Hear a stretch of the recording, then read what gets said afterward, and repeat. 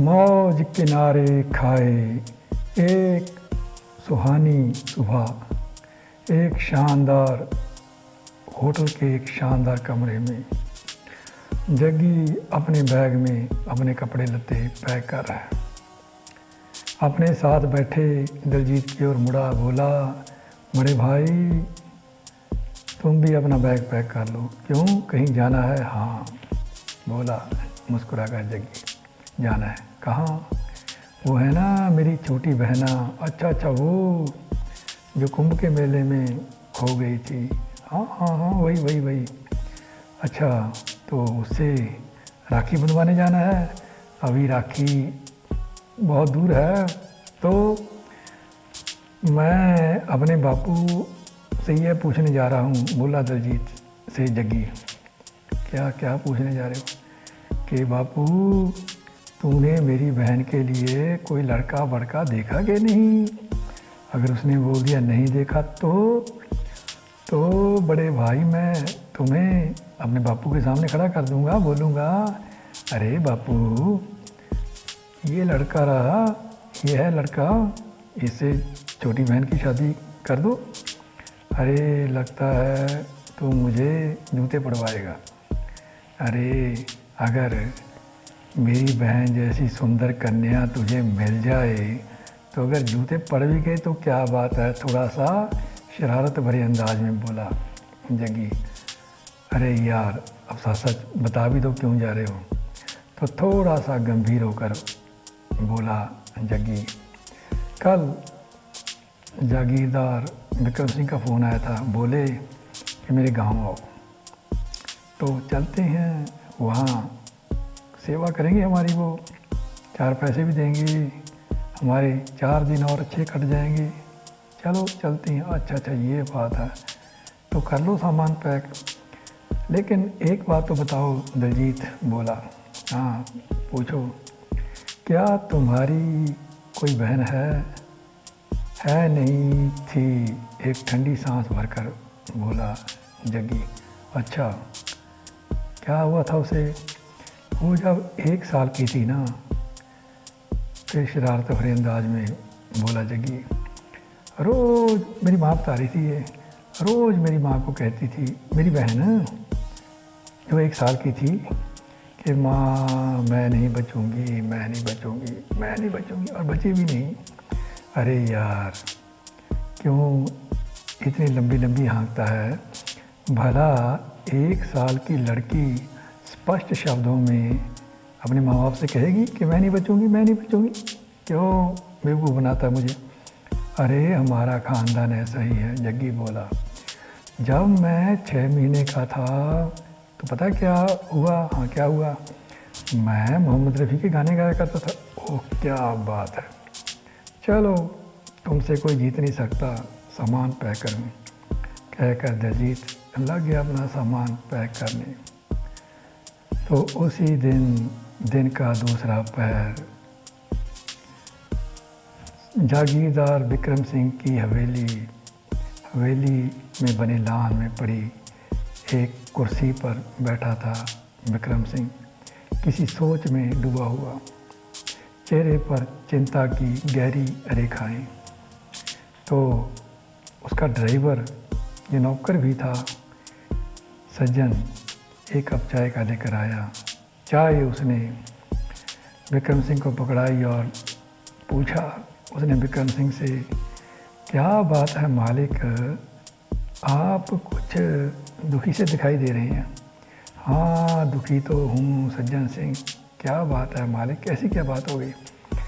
अरे वो सरपंची के इलेक्शन के दिन करीब आ रहे हैं और अभी तक हमारी टिकट का फैसला ही नहीं हुआ। अगर नहीं हुआ तो मालिक आप इंडिपेंडेंट खड़े हो जाइए। अरे वो तो मैं भी सोच रहा हूँ, लेकिन क्या अच्छा हो अगर रूलिंग पार्टी की ओर से टिकट मिल जाए। तुम्हें पता है, मुझे पता है कि ऐसे इलेक्शन में जीता रूलिंग पार्टी का बंदा ही है। तो फिर क्या सोचा, विक्रम सिंह बोला चाय की चुस्की लेकर, वो जो था ना एमएलए का खास बंदा, मैंने कल उसे कहा था कि मेरे गांव आना, उससे बात करता हूँ। तभी जनाब अंदर से एक फ़ोन उठाए रानो प्रवेश करती है। बोली विक्रम सिंह के पास आकर, पापा वो जग्गी था ना मेरा नया बना भाई, उसी का फ़ोन है। अरे उसका फ़ोन, उसी का तो मुझे इंतज़ार था। ला बता, मुझे दे फ़ोन, मैं सुनूं क्या कहता है। तो विक्रम सिंह ने फ़ोन लिया रानू से, लगा बात करने।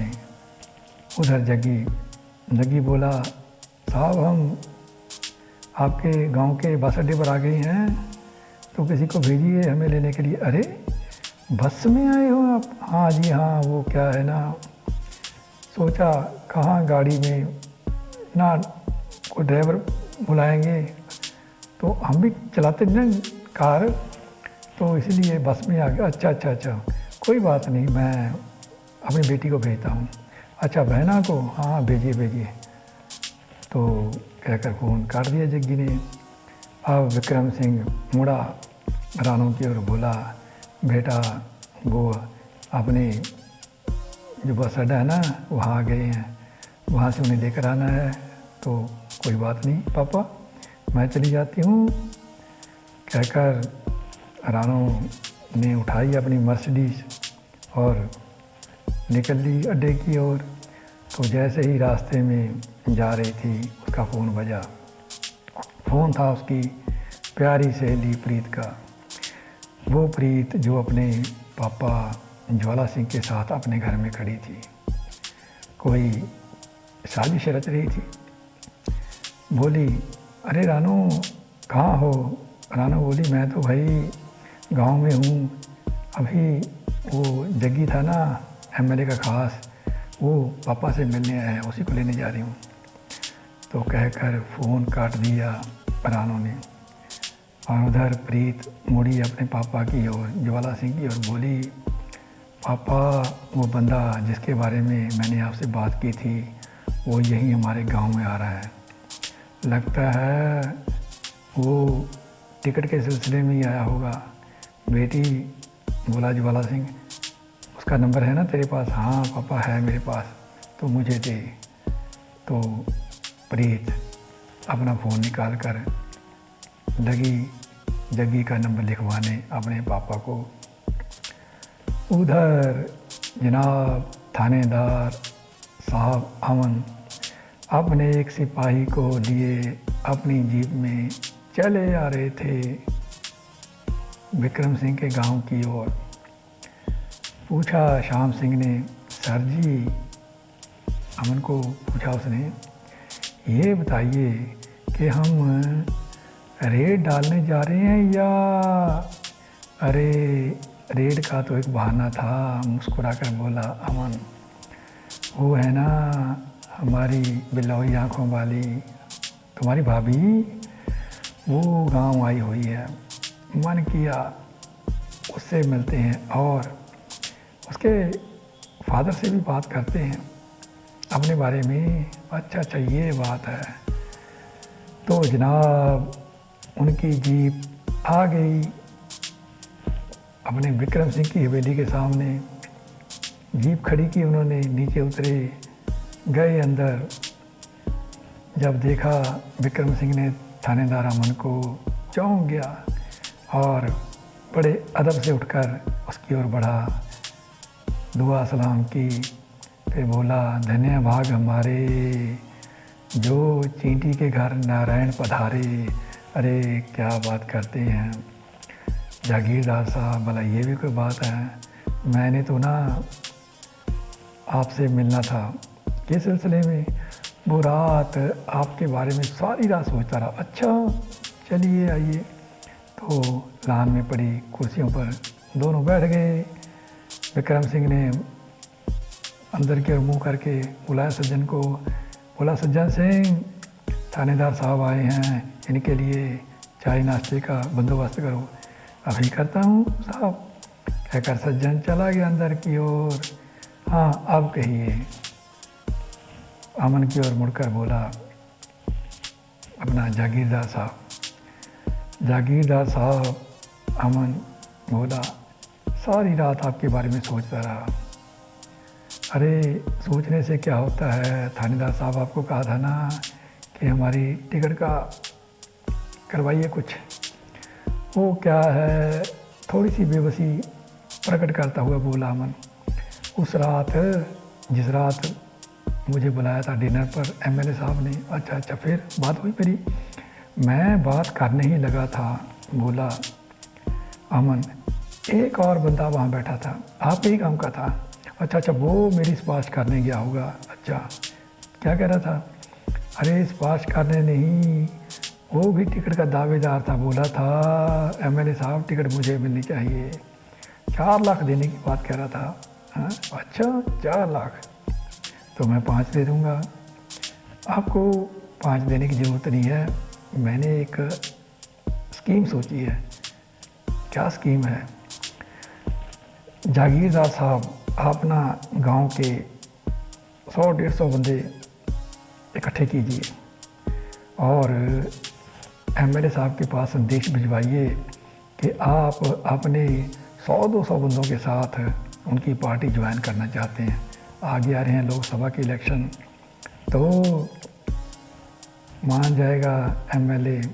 और जब वो यहाँ आए तो एक बड़ा सा फंक्शन करना और उस फंक्शन में उनको सम्मानित करना और एक थैली नोटों की 5 लाख तो उसमें होने ही चाहिए, वो दे देना उनको। फिर देखना टिकट कैसे आपकी जेब में आ जाएगी। हाँ, ये बात तो तुमने सही कही।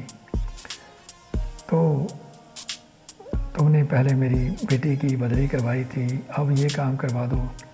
करवा दूंगा। हाँ, आपकी बेटी है कहाँ? पूछा अमन ने। वो तो ज़रा यही थी, वो है ना एमएलए का ख़ास बंदा जग्गी, वो आज हमारे गांव आया हुआ है, अपने एक दोस्त के साथ आया हुआ है, तो उन दोनों को लेने गई है। तो ये सुनते ही चौंक उठा अमन। सोचने लगा कि चलो जग्गी की तो खैर है, लेकिन वो जो दलजीत है, जग्गी उस दलजीत के साथ इस रानों का रिश्ता कहीं वो गड़बड़ ना कर दे। कहकर वो उठा, बोला, अच्छा जागीरदार साहब मुझे इजाज़त दीजिए, ये पास के गांव में ना मुझे रेड डालने जाना है। पता चला वहाँ देसी दारू निकाली जाती है।